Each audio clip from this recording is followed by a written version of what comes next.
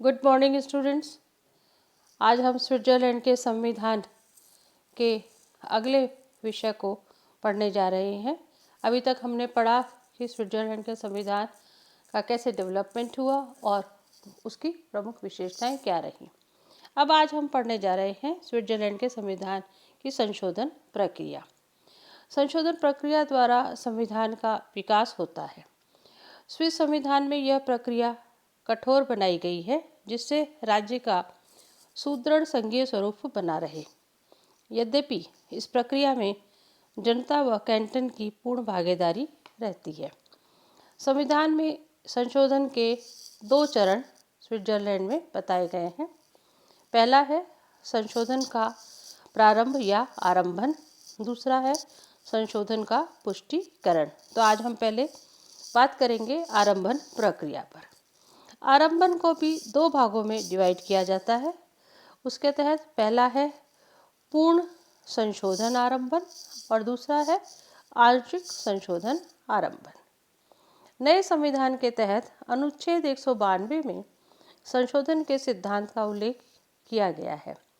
सभी संशोधन विधायी प्रक्रिया से किए जाते हैं। प्रथम हम पढ़ते हैं पूर्ण संशोधन प्रक्रिया।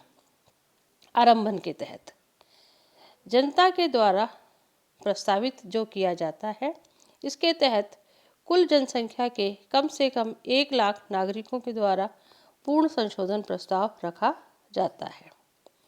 विधायिका के द्वारा जब आरंभन प्रक्रिया होती है तो इसके तहत संघीय संसद के किसी एक सदन या दोनों सदनों के द्वारा यह प्रस्तुत किया जा सकता है।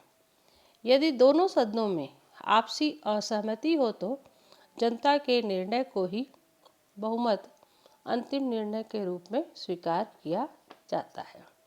यह तो व्यवस्था वहाँ पर पूर्ण संशोधन के आरंभन के लिए की गई है। अब आइए बात करते हैं स्विस संविधान में आंशिक संशोधन आरंभन प्रक्रिया। इसमें इसको नाम दिया गया है लोक आरंभन, अर्थात मतदान के अधिकारी नागरिकों की 1 लाख संख्या द्वारा आंशिक संशोधन का प्रस्ताव रखा जाता है। यह भी 2 प्रकार का होता है।